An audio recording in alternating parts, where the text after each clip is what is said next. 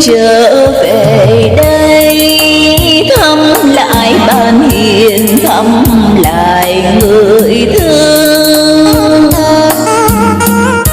Đường mòn quanh co men theo lối nhỏ, cây thông đã già thần thơ chữa sân.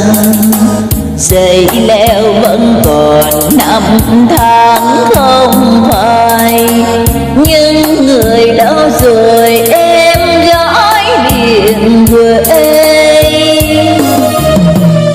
Năm cũ gặp nhau nói chuyện chúng mình bao giờ thành đôi,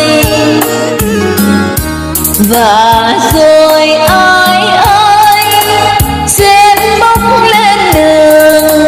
ra đi anh hẹn một ngày nắng đẹp, anh sẽ trở về quê cũ thăm em, thăm lại mái trường hơi ấm tình thương. Nhưng nơi đâu rồi em xóm nhỏ, tình yêu hoài tàn theo năm tháng, bao nhiêu mơ ước mình ấp ủ nay đã như bọt biển ngoài khơi.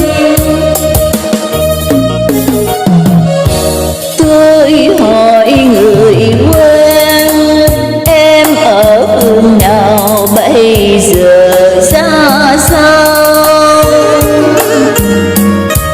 thì trời ơi em căng bước qua cầu, vui kiếp nhung lụa đẹp tình bên chồng.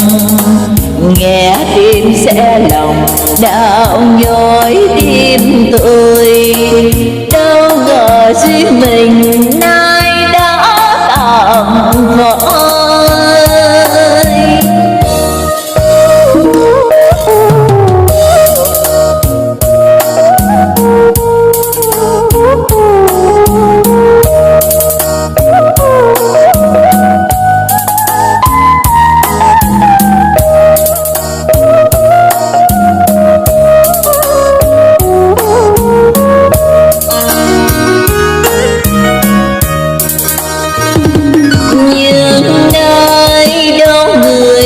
Xóm nhỏ tình yêu hoài tàn theo năm tháng, bao nhiêu mơ ước mình ấp ủ nay đã như bọt biển ngoài khơi.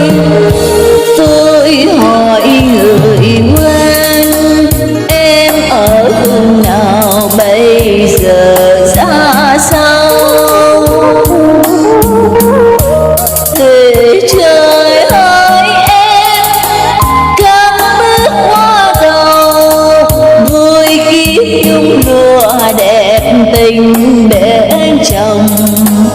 Nghe tim sẽ lòng đau nhói tim tôi, đâu người chuyên tình nay đã tàn vỡ.